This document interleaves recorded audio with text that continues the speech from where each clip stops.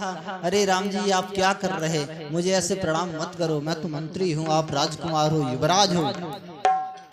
राम जी ने कहा, मंत्रीवर मेरे पिताजी आते तो क्या मुझे इस प्रकार से प्रणाम नहीं करना चाहिए?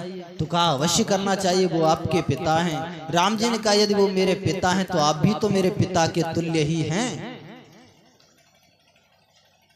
सुमंत्र जी विह्वल हो गए। कहा आपको महाराज ने बुलवाया है, महारानी कैकेयी ने बुलवाया है, शीघ्र चलिएगा। उपस्थित सज्जनों, पिता ने बुलाया ये सुनकर के राम जी तुरंत सुमंत्र जी के साथ चल पड़े।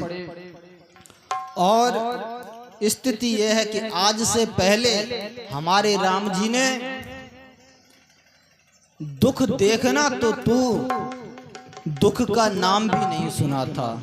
प्रथम दीख दुख सुना न काऊ। आज से पहले राम जी को ये नहीं पता था कि दुख होता क्या है, सुना ही नहीं था। देखना तो बहुत बड़ी बात है। आज जब जाकर के देखा, पिताजी को इस अवस्था में पड़े तो माताजी से पूछ दिया, मोहे कहु मात तात दुख कारण, करिय जतन जहि होय निवार।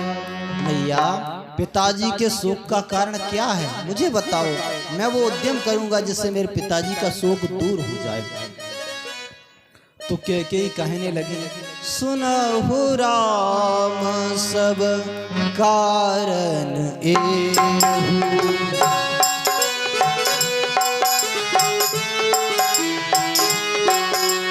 सुनहु राम सब कारण एहु,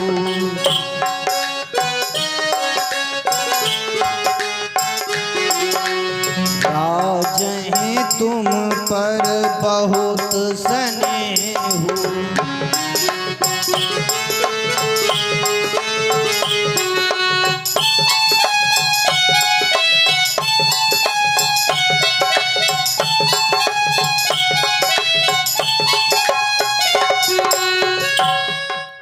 सुनहु राम सब कारण एहु, राजहि तुम पर बहुत स्नेहु। कैकेयी ने कहा, राम अपने पिता के दुख के कारण तुम स्वयं हो, तुम्हारे प्रति जो महाराज का स्नेह है आज उसी के कारण दुखी हैं। राम जी ने कहा, मां मैं समझा नहीं।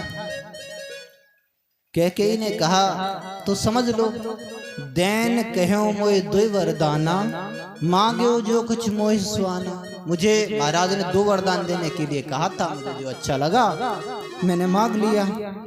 अब जब मैंने मांगा तो बस उसी का शोक महाराज के मन में बैठ गया है, वो आपको छोड़ नहीं पा रहे। अब क्या करें, एक ओर तो पुत्र का स्नेह है, दूसरी ओर उनका वचन है, इसलिए संकट में पड़े हैं। अब तुम ही इनके संकट को दूर कर सकते हो। उपस्थित सज्जनों, कौन से वरदान मांगे हैं ये पूछा। महारानी कैकेयी ने बता दिया कि मैंने ये वरदान मांगे हैं। और उपस्थित सज्जनों, अपने वनवास की बात सुनकर के अरे कोई आज का व्यक्ति होता दुखी हो जाता, पर मन मुस्काए, प्रभु मन ही मन मुस्कुराने लगे। मन मुस्काए भान कोल भानु, राम सहज आनंद निधान।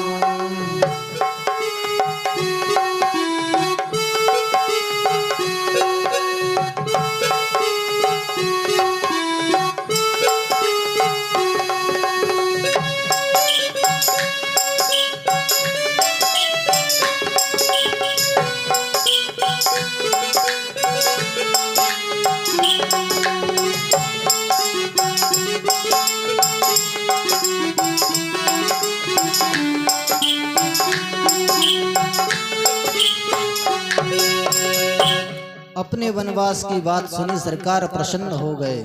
कहने लगे, माँ बस इतनी सी बात है। सुनु जननी सोई सुत बड़ भागी, जो पितु मात वचन अनुरागी। मैया ये तो मेरा सौभाग्य होगा कि मैं आपकी और अपने पिताजी की आज्ञा का पालन करते हुए वन में चला जाऊं।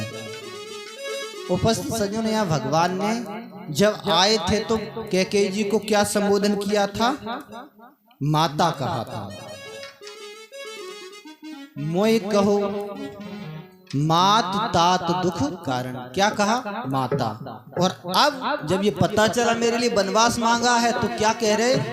सुनो जननी, माता से जननी कह रहे हैं। आप कहोगे पंडित जी क्या बातों में घुमा रहे हैं, जननी माने भी माता ही होता है, आप क्या कहना चाहते हैं?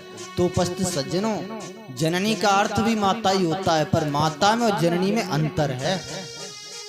माता आप अपनी माँ की समवयस्का किसी भी स्त्री से कह सकते हैं, जो आपकी माँ की समान उम्र की स्त्री है, उस प्रत्येक स्त्री से आप माँ कह सकते हैं, माता कह सकते हैं।